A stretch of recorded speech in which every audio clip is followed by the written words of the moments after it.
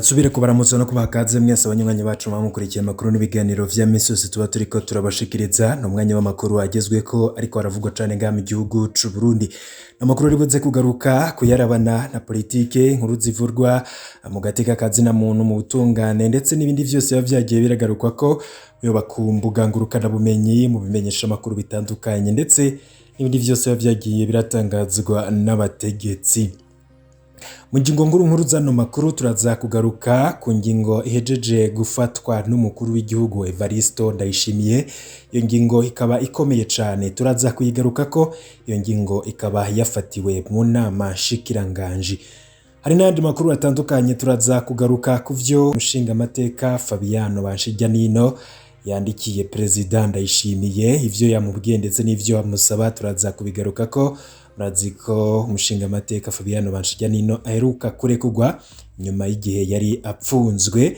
Turaza kugaruka rero ku vyo ahejeje gutangaza. Hari n'andi makuru yose ariko aragaruka ko cane, turagenda tuyagaruka ko. Wifuza kurajuba mu bambere bashikirwa n'amakuru n'ibiganiro mwene nk'ibi, ufyonda kuri subscribe twashirako inkuru ikagushikira mu bambere. Amakuru tuba twatorejwe n'umurwi w'abamenyesha amakuru, naje nkayatunganya nkayagushikiriza mu buryo bw'idonido.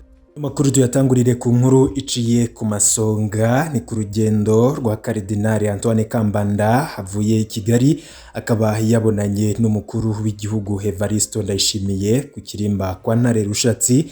Akaba uyo mu Karidinali wo mu Rwanda yaje mu rugendo rw'akazi. Ivyo bayaze na Perezida ndetse n'ibindi biramvuye ku makuru harabana no urugendo rwa Karidinali Antoine Kambanda avuye i Kigali, turaza kubigaruka ko mu makuru yacu. Yatangajwe n'umukuru w'igihugu n'ingingo yafashe aho guhera muri Ruheshi muri no mwaka turimo w'ibihumbi 2022 amahera yose azokwinjira mu mashirahamwe leta ifisemwo mutahe azotozwa n'ikigo kijejwe kwegeranya amakori n'amatagisi OBR. Ayo mafaranga ngazoshikira kandi kuri konte imwe mu banki nkuru y'igihugu BRB. Gutyo rero ngo leta izoca iyagabana mu migambi itandukanye. Iyo ngingo ikabifashwe mu gihe umukuru w'igihugu Evaristo Ndayishimiye yaramaze kunegura abarongoye ayo mashirahamwe ko umwaka uheze ngo baca bagabura inyungu yabonetse muri yo. Ingingo rero ibitomora ikaba yafashwe n'umushikiranganji w'ikigega ca leta. Ivyo akaba ari vyo womenya kuri ivyo bihejeje gutangazwa n'umukuru w'igihugu. Mu yandi makuru ariko aragaruka ko cane nkuko nari nabikubwiye, inyuma yaho arekuriwe umushinga amateka Fabiano Banshiryanino, ari vyo ahejeje gutangaza kuri Perezida Ndayishimiye. Fabiano Banshiryanino akaba yaramaze imisi apfunzwe ariko mu nyuma akaza kurekurwa nyuma yaho abatari bake basemereye n'amashirahamwe atandukanye asaba ko yorekurwa. Kuri ubu ngubu rero Banshiryanino hari ivyo ahejeje kumenyeshaho umushinga amateka Fabiano Banshiryanino akeza umukuru w'igihugu Evaristo Ndayishimiye kubera uburongozi bwiza cane mu gutsimbataza imigenderanire myiza n'ibindi bihugu cane ngo ubumwe bwa Buraya. Bikaba biri mu itangazo kubimenyesha amakuru ryo kuri no wa kane. Muri iryo tangazo Banshiryanino akaba amenyesha ko yisunze amabwirizwa ya 19 na 73 ko yifatanije n'abandi barundi isinzi mu gushigikira umukuru w'igihugu mu gikorwa cyo guharanira ineza yabo arongoye. Uyo mushinga amateka akaba arangiza amusaba ko yobandanya yitaho ineza y'abanyagihugu no kurongora igihugu akizigenza mu muryango. Fabiano Banshiryanino akaba yapfunguwe mu mpera z'umwaka uheze, yahagaritswe inyuma yaho ashikirije mu nama nshinga amateka y'u Burundi ko umuhisi Perezida Petero Nkurunziza atogigwa imboneza ryamaho. Fabiano Banshiryanino akaba yagirijwe kugerageza guhungabanya umutekano w'igihugu. Iri tangazo rero kubimenyesha amakuru akaba ari irya mbere ashize ahabona kuva arekuwe. Bamwe rero bakaba bavuga ko ivyo avuga vyoba koko ari ivyo abona we kubiriko biraba, ariko hari n'abandi babona ko ibintu ngo bitarasubira kumera neza cane abatavuga rumwe na leta, bakavuga ko ngo hari ibigikeneye gukorwa. ivyo rero akaba ari vyo no kubwira kuri ivyo vyavuzwe n'uyu mushingamateka Fabiano Banshirya Nino. Yandi makuru ariko aragarukwako cane nuko abajejwe uruja n'uruza ku mupaka wa Ruhwa hamwe n'abajejwe intwaro mu ntara ya Cibitoke bariko baronswa inyigisho cyo kwitegeko rishasha riraba uruja n'uruza mu Burundi, rikaba ryashizweko umukono n'umukuru w'igihugu kuwa 5 Munyonyo umwaka wa 2021. Gishasha rero kubivurwa muri iryo tegeko ngo nuko rijanye n'amategeko agenga umuryango wa Afrika y'ubuseruko EAC.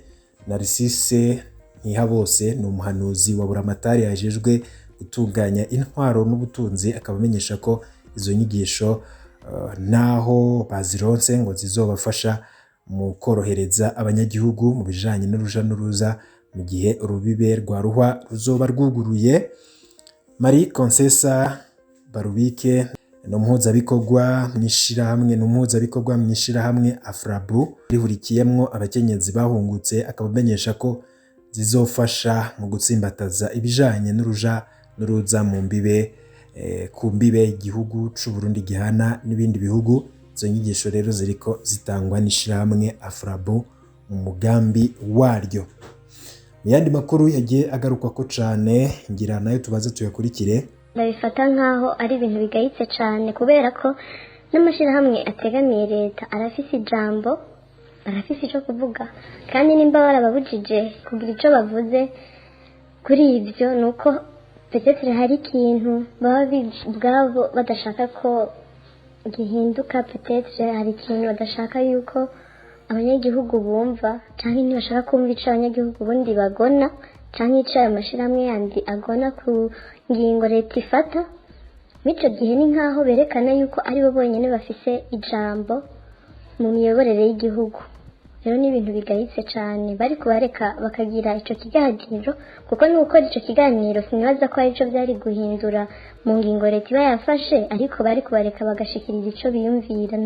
N'ico kiganiro ntihari kuburamwo n'amaide aho muri leta bari gukuramwo ikazobafasha peut-être no mu zindi ngingo bafata. Leonce ari mu Burundi iyo ngingo ntiyamunezereje, avuga ko bari kubareka bakavuga ivyo bagona kuko bifasha abatwara ku ngingo baba bafashe. Ntiyari imyiyerekano, yari kuvunira akagohe leta y'u Burundi, kuko hari igihe usanga bafata ingingo batabanje kwiyumvira imvo canke ingaruka y'ivyo ingingo bafashe, icyo ishobora kwica n'icyo ishobora gukiza muri kazoza k'abanyagihugu canke kuri kazoza k'igihugu. Kuko uri kuraraba iyo ngingo ni ingingo ibabaje cane, ni ingingo iza gukora mu bisata bitandukanye by'ubuzima bw'igihugu, kuko abagendesha ivyo vyuma bariyungunganije barasaba amakeredi n'ibindi kugira bibesheho, ariko ugaca usanga ivyo vyuma vyabo birahagaze. Rero ku vy'ukuri nk'ugwaruka ingingo yo guhagarika ico kiganiro kumbure naho ataco yari kuzihindura, ariko bari guca bafata ingingo yo guhagarika ico kiganiro kuko kuvunira akagohe leta y'u Burundi kuyerekea ibi canke biriya ni vyiza, kuko navyo birabafasha gutwara igihugu, kuko mu gihugu cyacu uriko ukora ibintu ataba ariko barakwereka ati aha wagize nabi bigeze kunuko kumva izi n'izi urumva ntiba bimeze neza mu gihugu. Rero ku by'ukuri saba nyene icyubahiro umukuru w'igihugu namufasha gutwara igihugu cy'u Burundi nibikubita gashi ingingo birumvire nimba koko ari leta nzeye, ibe leta nzeye by'ukuri, kuko narumvise ariko arasigura ko ingingo bayifashe ku buryo bw'amasanganya.